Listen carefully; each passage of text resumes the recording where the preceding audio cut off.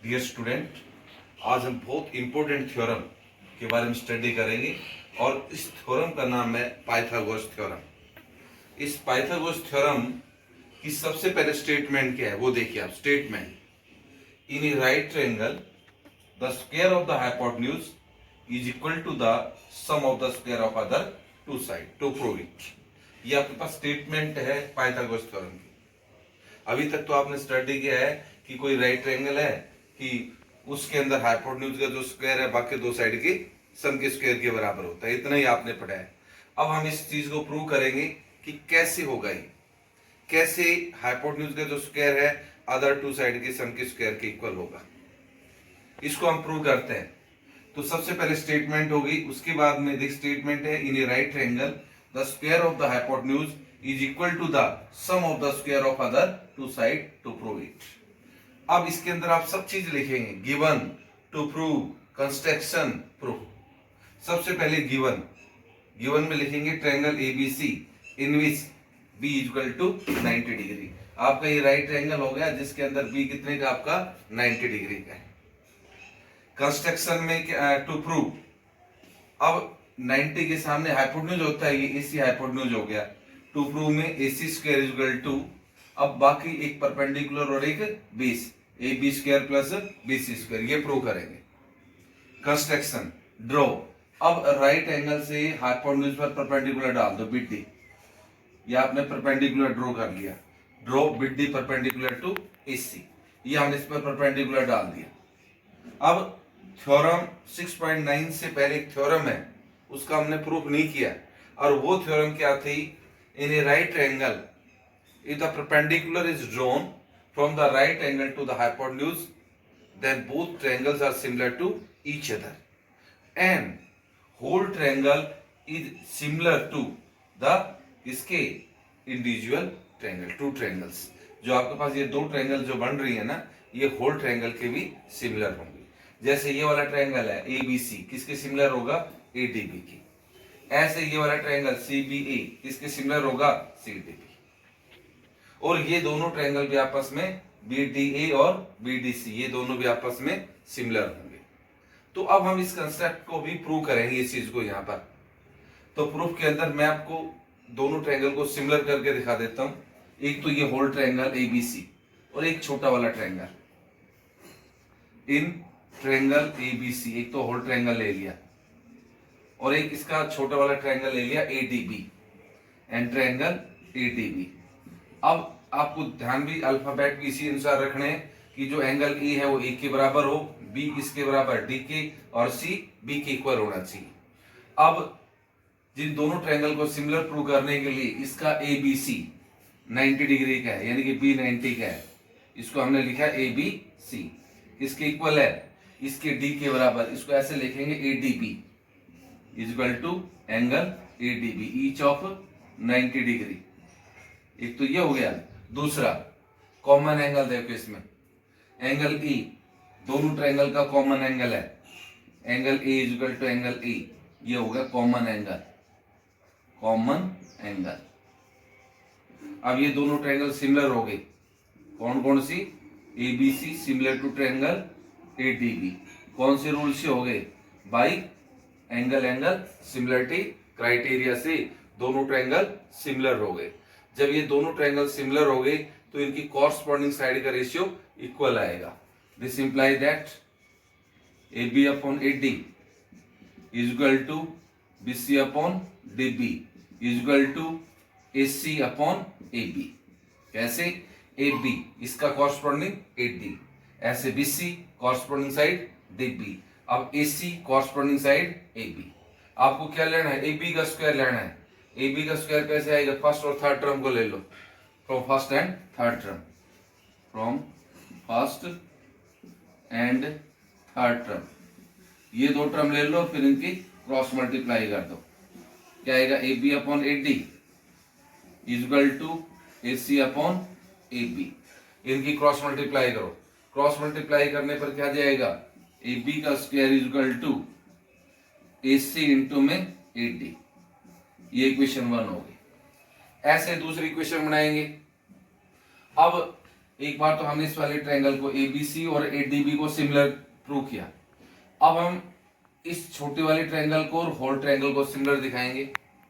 Again in triangle CBA, यानी कि whole triangle CBA, सी ले लिया पहले मैंने यहाँ सीबीए। क्यों? मैं अब इस वाले छोटे वाले ट्रायंगल को सिमिलर दिखाऊंगा इस होल ट्रायंगल के, तो सी दोनों में कॉमन आ जाएगा, तो पहले इसका सी रख दिया, इसका भी दूसरे ट्रायंगल का भी सी रख दो। एंड ट्रायंगल सी, अब डी 90 का है, इसमें बी 90 का है, तो सी डी बी ऐसे हमने ले लिया। देखो ये सी और सी दोनों में कॉमन हो गया, बी और इसका 90, इसका डी 90। अब तीसरा एंगल ए और बी अपने आप बराबर होंगे, तो इसका मतलब इन दोनों में angle C is equal to angle C, दोनों का कॉमन एंगल हो गया। कैसा हो गया? Common angle. दूसरा angle C B A is equal to angle C D B, each of 90 degree. अब ये दोनों ट्रायंगल कैसे हो गए? Similar. C B A similar to triangle C D B. कौन से रूल से सिमिलर हो गए ये? Same rule by angle angle से। तो दिस इंप्लाइज दैट इनकी भी कॉरस्पॉन्डिंग साइड का रेशियो बराबर आएगा। ये BC upon C D, BC upon C D. दूसरा ए बी, इसकी कॉरस्पॉन्डिंग ए बी और B D, A B upon B D is equal to A C upon B C. अब आपको बी सी स्क्वायर लेना है। देखिए तो इसकी भी फर्स्ट और थर्ड टर्म ले लो, from first and third term. अब दोनों को फिर क्रॉस मल्टीप्लाई कर दो, B C upon C D is equal to A C upon B C. अब क्रॉस मल्टीप्लाई करो, B C square is equal to A C into C D. ये equation second आ गई, ये फर्स्ट और ये सेकंड। अगर मैं इन दोनों को ऐड कर दूं तो आपके पास क्या मिल जाएगा? मिल जाएगा आपका A B square plus B C square मिल जाएगा। अब मैं लिख देता हूं adding equation first and second. इन दोनों इक्वेशन को हम ऐड करें तो ऐड करने पर देखो बेटा, हमने इक्वेशन 1 और 2 ये दोनों इक्वेशन बना दिया हमने। हमें क्या चाहिए था? A B square plus B C square चाहिए था। अब इन दोनों को ऐड कर दो, एडिंग इक्वेशन 1 एंड इक्वेशन 2, दोनों को ऐड करते हैं। यहां पर आ जाएगा ए बी स्क्वायर प्लस इसकी लेफ्ट साइड दोनों की A B square plus B C square हो गया। अब इनकी right side A C into A D plus ये क्या है आपका ए सी इंटू सी डी। अब दोनों में ए सी कॉमन निकाल लो, यहाँ क्या बच गया? ए डी प्लस में सी डी। अब देखो यहाँ पर ये ए डी और प्लस सी डी किसके बराबर हो गया? ए सी के। तो ए सी इंटू ए सी क्या आ गया? A C square. तो हमें यही तो प्रूव करना था, A B square plus B C square is equal to A C square. यानी कि ये परपेंडिकुलर और बेस इन दोनों के स्क्वायर का सम इस हाइपोटेन्यूज के स्क्वायर के इक्वल प्रूव करना है। तो हेंस इट इज प्रूव। अब हम सेकंड थ्योरम करेंगे, इसी का कन्वर्स पार्ट। यस, अब हम स्टडी करेंगे कन्वर्ज ऑफ पाइथागोरस थ्योरम। इससे पहले मैंने आपको करवाया था पाइथागोरस थ्योरम, अब ये उसका कन्वर्ज है। सबसे पहले इसकी स्टेटमेंट, ये भी इंपॉर्टेंट थ्योरम है। जैसे पाइथागोरस थ्योरम थी, अब उसका कन्वर्ज है। पहले इसकी स्टेटमेंट क्या है? देखिए, in a right angle if the square of one side is equal to the sum of the square of other two sides, then angle opposite to the first side is right angle. ये आपको एक statement है इसकी। अब statement को हमें prove करना है। टू प्रूव इट, टू देखिए, अब मैंने आपको ऐसे स्टेटमेंट बताई कि किसकी? पाइथागोरस थ्योरम की कन्वर्स ऑफ पाइथागोरस थ्योरम की स्टेटमेंट। अब हम इसका प्रूव करेंगे। कैसे करेंगे? सबसे पहले गिवन लिखेंगे। गिवन में क्या लिखेंगे? Triangle ABC in which AC square, ये लार्जेस्ट साइड है, एसी स्क्वायर इसको हमने बड़ी साइड मान लिया, ये sum of the square of other two side A B square plus B C square के बराबर है। हमने इसको ग्रेटेस्ट साइड, ये राइट ट्रायंगल नहीं है, ये आपको कोई भी ट्रायंगल दे रखा है। अब हमें ये इसमें गिवन है कि एक साइड का स्क्वायर बाकी दो साइड के स्क्वायर के सम के बराबर है, और हमें ये प्रूव करना है कि जो ग्रेटर साइड है उसके अपोजिट एंगल 90 का होगा।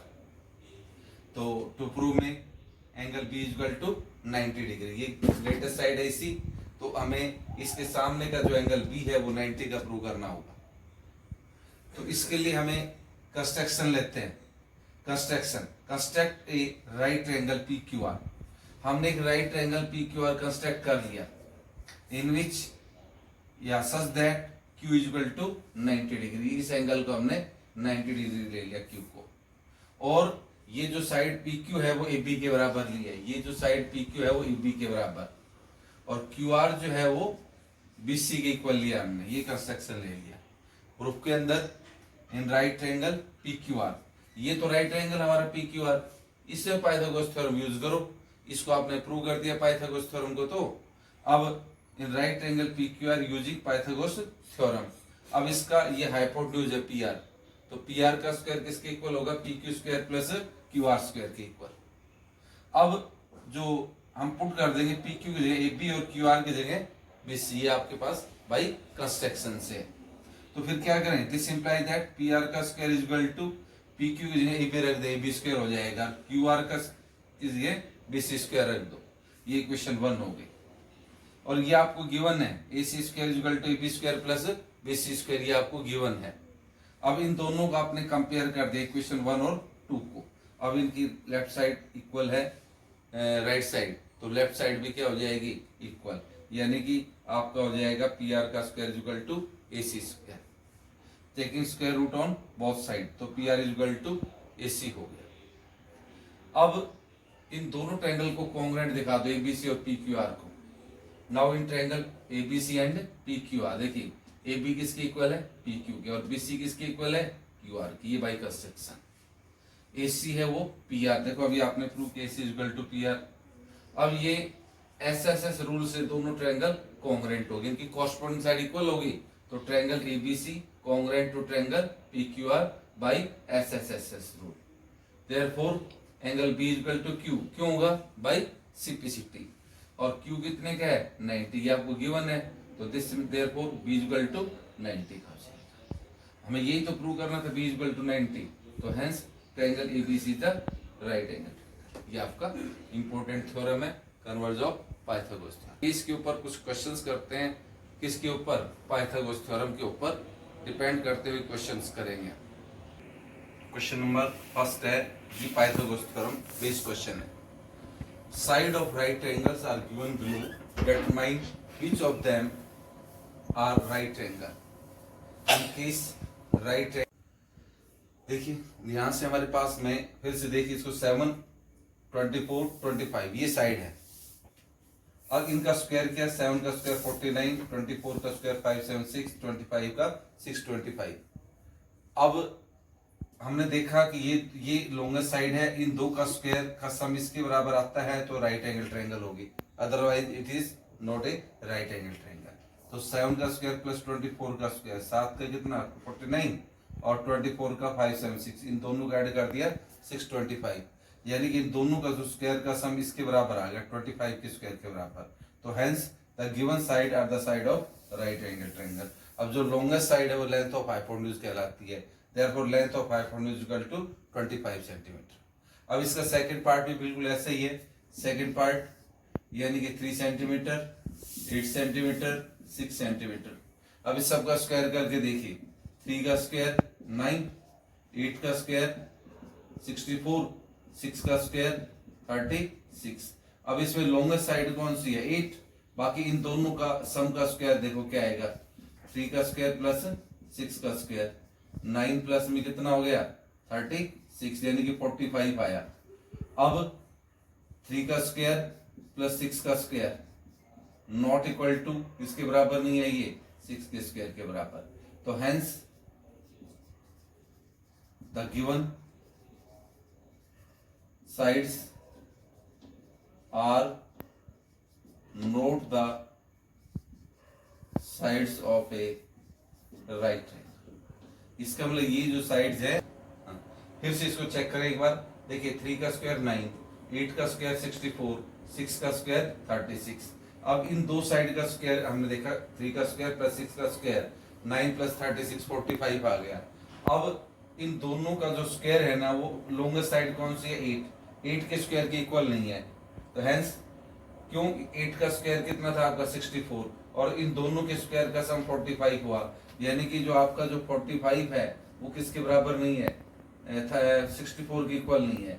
तो इट मींस 3 का स्क्वायर प्लस 6 का स्क्वायर नॉट इक्वल टू 8 का स्क्वायर। तो hence the given sides are not the side of a right angle. अब जब राइट एंगल की साइड नहीं है तो इसमें आपको लेंथ ऑफ हाइपोटेन्यूज भी नहीं बताना। तो इसी तरह से आप खुद करेंगे क्वेश्चन नंबर इसका 4th पार्ट और 3rd पार्ट। ये 3rd और 4th पार्ट आपको खुद करने, बिल्कुल इसी तरह से करने हैं। अब हम कल जो है क्वेश्चन नंबर 2 से स्टार्ट करेंगे। Thank you, have a nice day.